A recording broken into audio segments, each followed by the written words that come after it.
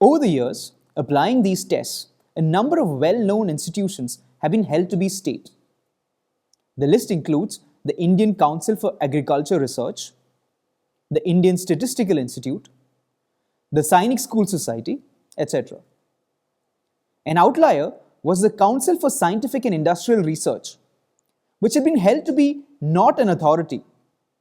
This was done by a constitution bench of 5 judges in the decision of Sibaji Tiwari in 1975. In 2002, a 9-judge bench in Pradeep Kumar Biswas versus Indian Institute of Biology reaffirmed the decision in Ajay Hasia and overruled the decision in Sibaji Tiwari.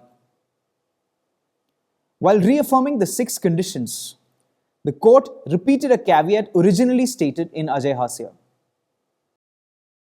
Let us now read that paragraph. The tests formulated in Ajay Hasia are not a rigid set of principles, so that if a body falls within any one of them, it must ex hypothesi be considered to be a state within the meaning of Article 12.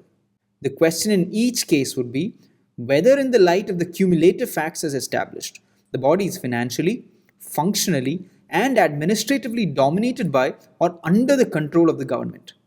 Such control must be particular to the body in question and must be pervasive. If this is found, then the body is a state within Article 12. On the other hand, when the control is merely regulatory, whether under statute or otherwise, it would not serve to make the body a state. Now, let us look at one last decision. The Board of Cricket Control in India has been in the news over the last 3 years, with the Supreme Court passing a series of orders requiring modifications of its constitution and functioning. Now, is the board state? Well, it is not. In 2005, in BCCI versus Zee Telefilms, the Supreme Court held that the BCCI was not state under Article 12. Let us take a look at how the court applied the Ajay Hasia test.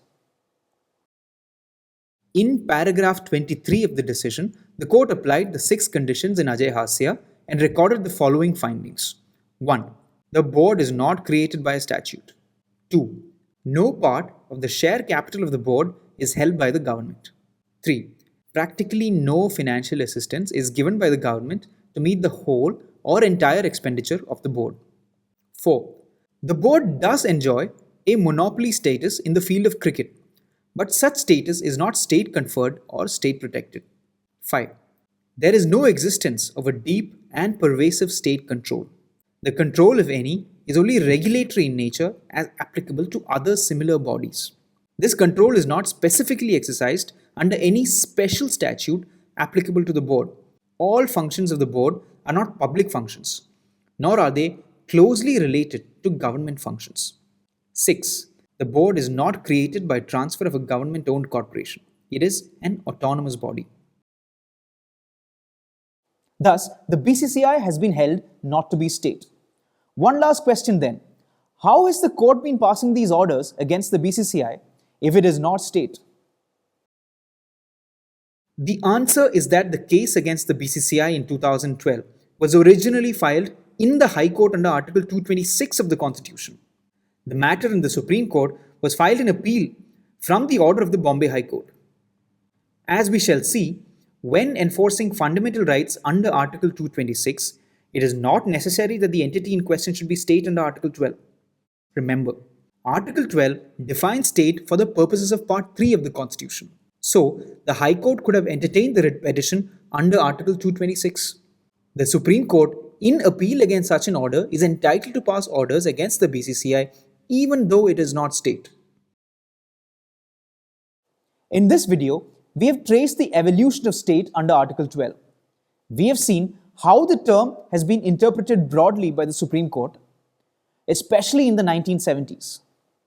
We've also seen more recent applications of the test for determining whether an entity is state under Article 12. The key case on the issue continues to be Ajay Hasia. You must try and remember the 6 conditions identified in that decision. Thank you.